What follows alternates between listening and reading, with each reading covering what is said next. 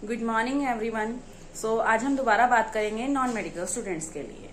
तो हम non medical पे आज दोबारा से ये बात करना चाह रहे हैं कि जिन बच्चों ने नॉन मेडिकल के लिए जेई का फॉर्म फिल किया है उनकी एप्लीकेशंस क्लोज हो चुकी हैं। तो जिन बच्चों ने फॉर्म भरा है, मुझे नहीं पता कि बच्चों ने 85% कोटा के साथ फिल किया है या 15% कोटा के साथ, क्योंकि इसके दो सिनेरियो होते हैं, दो तरीके की काउंसलिंग होती हैं। एक 85% कोटा के बेसिस पर होती है, एक होती है 15% कोटा के बेसिस पर।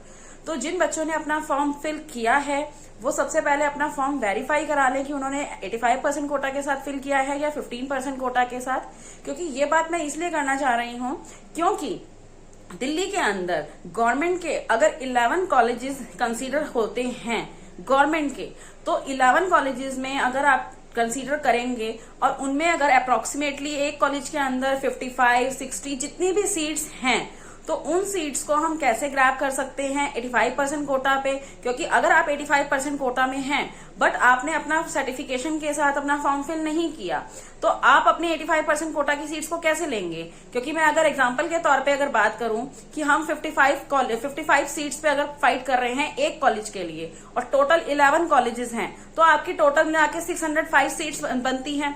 तो 605 सीट्स में से अगर हम 15% की सीट्स को अलग से निकालते हैं तो 15% सीट का मतलब है कि 90 सीट्स। तो 605 में से अगर हमारी 90 सीट्स लेस होकर बचती हैं तो हमारे पास 514 सीट्स बचती हैं। तो 514 सीट्स प्लस आपकी 15% कोटा पे 90 सीट्स। तो इन चीजों को हम अगर किस तरीके से सेग्रीगेट करेंगे, आपने अगर आप 85% में हैं फिर भी अगर आपने 85% के साथ फॉर्म फिल नहीं किया तो आपके पास क्या टारगेट रहेगा, सिर्फ 90 सीट्स का। तो 90 सीट्स पर जो बच्चे सीट लेना चाहते हैं उनमें जो पूरे टोटल ओवर काउंसलिंग में जो बैठने वाले बच्चे हैं उनकी जो कैलकुलेशन है वो है 2.5 लाख या 3 लाख के बीच की।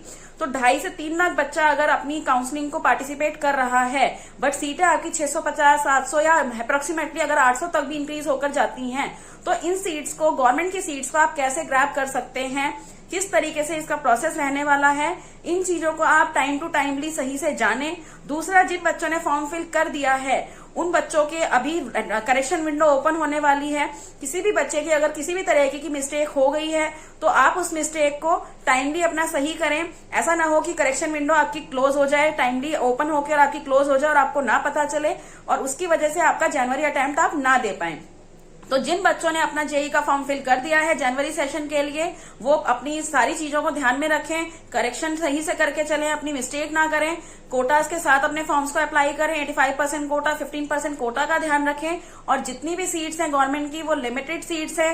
काउंसलिंग में बहुत बच्चे बैठते हैं, काउंसलिंग में बैठने के साथ साथ ऐसा नहीं है रेशो अगर ज्यादा है कि आपको सीट नहीं मिलेगी। अगर आपका प्रोसेस सही रहा, आपकी डॉक्यूमेंटेशन सही रही, तो आपको गवर्नमेंट के अंदर इस साल 100% सीट मिलेगी। DTU NSUT के फॉर्म्स वगैरह के लिए, एप्लीकेशंस के लिए आपकी डॉक्यूमेंटेशन, IIIT दिल्ली के लिए आपकी डॉक्यूमेंटेशन, NITs के लिए आपकी डॉक्यूमेंटेशन, इन सबकी डॉक्यूमेंटेशन आपकी स्टार्ट हो चुकी है। तो टाइमली इन चीजों को पूरा करके अपना आगे प्रोसीजर कंप्लीट करें। और हमारा सेंटर पश्चिम बिहार में है। मैं हर वीडियो में बोलती आ रही हूँ कि अगर आपको मेरे से ऑफलाइन मिलना है तो आप सेंटर पर आकर मुझसे मीट करके आगे का सारा प्रोसीजर जाने, ताकि एक गवर्नमेंट की सीट को 85% कोटा पे किस तरीके से आप ग्रैब कर सकते हैं उसको जल्द से जल्द लेकर अपना एडमिशन आप कंप्लीट करें और आगे की क्लासेस को कंटिन्यू करें 2025 सेशन के लिए। Thank you.